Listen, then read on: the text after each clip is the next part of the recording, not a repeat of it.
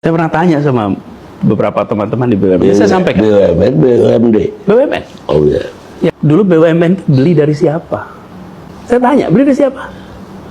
Hampir semua tidak beli. Hampir semua itu adalah milik perusahaan Belanda. Perusahaan Belanda dinasionalisasi, kemudian asetnya dicatat, pindah menjadi catatan milik BUMN. Sekarang pertanyaan berikutnya, Belanda beli dari siapa tanah itu? Belanda beli dari warga Betawi?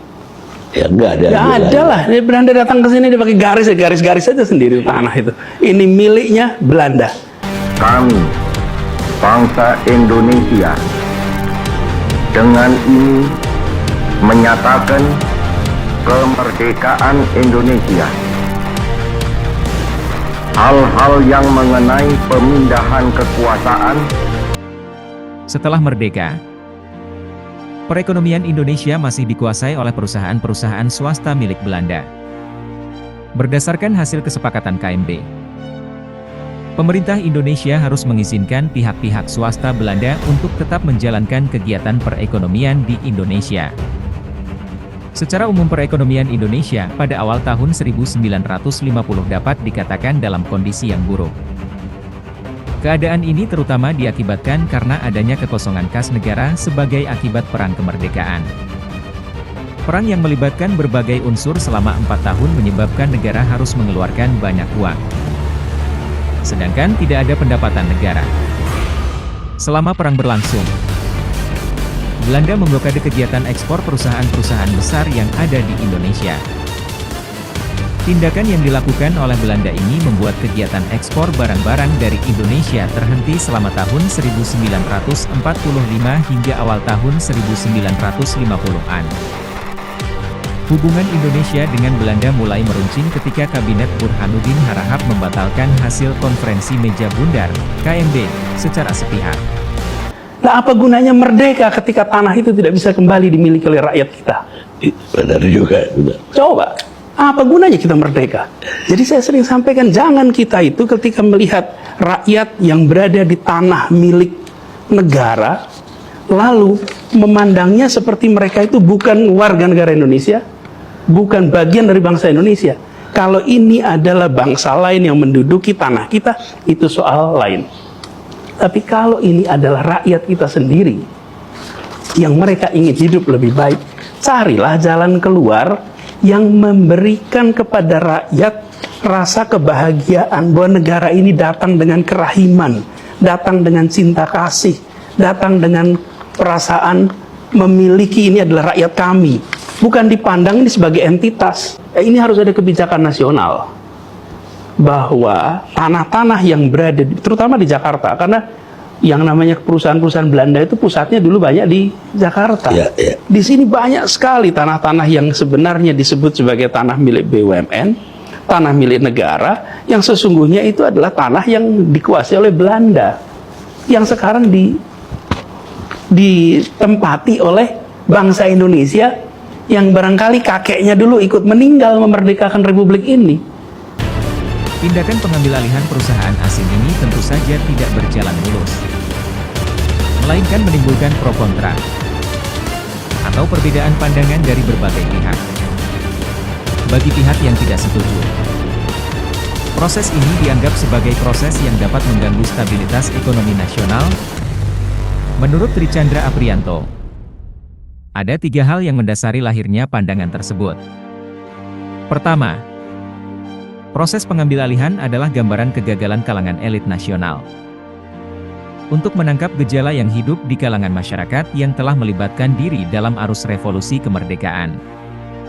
Kedua, orientasi pembangunan dari kalangan elit yang tidak mengarah pada pelibatan masyarakat dalam proses pembangunan nasional.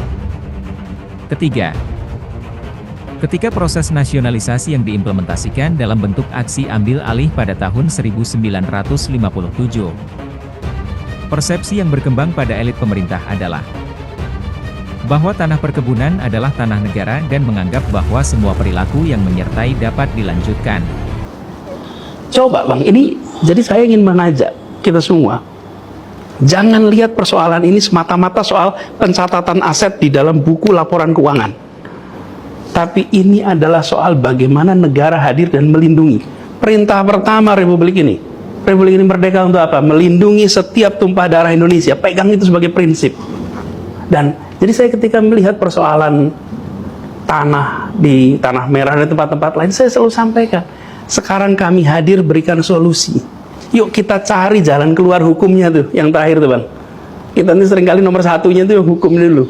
Ini pakai prinsip keadilan, prinsip kepentingan umum, prinsip akal sehat, lalu cari regulasinya sehingga tiga itu bisa jalan.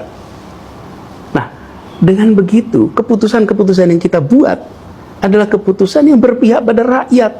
Rakyat kecil di dalam kampung-kampung itu Bang mau minta tolong pada siapa? Yang bisa kirim SMS, WA, telepon gubernur, wali kota, menteri, ya petinggi. Rakyat itu, mereka butuhnya pemegang kewenangan, mengambil sikap, saya melindungi, saya mencintai, saya memberikan rasa aman. Nah, itu yang jadi pegangan saya ketika saya harus berurusan dengan kampung-kampung itu Bang. Iya. Termasuk ketika muncul persoalan itu. Jadi saya yakin betul bahwa jalan tengah yang kita lakukan kemarin itu adalah untuk mereka bisa mendapatkan penghidupan yang lebih baik, kehidupan yang lebih baik. Dan saya mengharap pengelola aset-aset negara ini, mari pandang aset ini bukan sebagai barang yang kami beli. Ini adalah barang yang banyak warisan dari pemerintah kolonial. Saya ulang, pemerintah kolonial, penjajah, yang dicatatnya sebagai milik kita. Sekarang ketika rakyat ingin ikut menikmati juga, what's the problem? Carikan jalan keluar.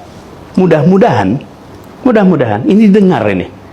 Saya sudah berkali-kali menyampaikan di dalam pertemuan-pertemuan ketika saya menjadi gubernur berurusan dengan BUMN, saya sering sampaikan itu, bahwa sudah saatnya kita mengatur ulang cara pandang kita terhadap rakyat yang sudah puluhan tahun tinggal di sebuah tempat yang tanahnya adalah turun-temurun dari kolonial Belanda.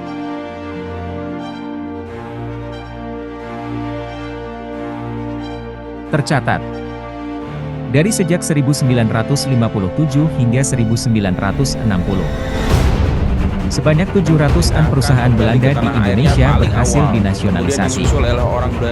Jumlah itu mencakup 70% perusahaan asing yang beroperasi di Indonesia zaman itu.